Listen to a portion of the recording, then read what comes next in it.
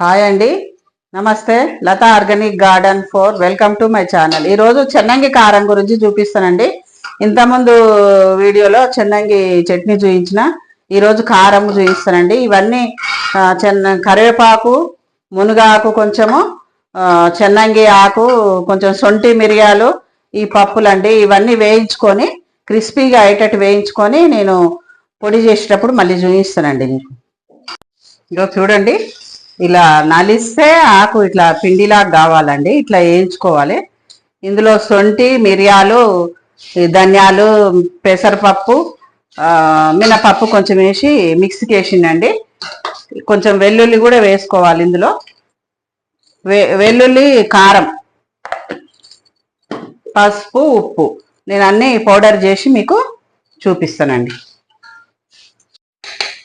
చూడండి, కారము తప్ప అన్నీ వేసినండి. ఉప్పులు, అన్ని పప్పులు అన్నీ వేసిన, ఎల్లిపాయలు కూడా. ఇప్పుడు కారం ఎంత వేసుకోవాలనే మీకు చూపిద్దామని.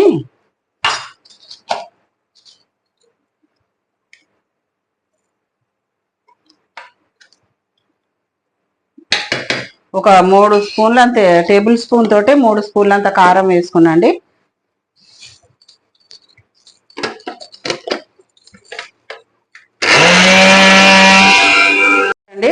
చెన్నంగి కారం రెడీ. ఇది ఆరోగ్యానికి చాలా మంచిదండి. ఒళ్ళు నొప్పులైనా, జ్వరం వచ్చినప్పుడు టేస్ట్ కోసం కూడా ఇది పచ్చడిలాగా చేసుకుంటారు, చేస్తారు. సొంటి ఎందుకు వేస్తున్నంటే, సొంటి మిరియాలు కొంచెం ఘాటు ఒకటి ఉండాలి, ప్లస్ జలుబు కాకుండా ఉంటుందండి సొంటి. అందుకని నేను సొంటి వాడుతున్నా ఎక్కువ.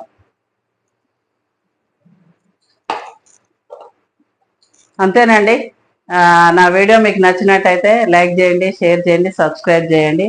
స్కిప్ చేయకుండా నా వీడియోను చూడండి. థ్యాంక్ యూ అండి.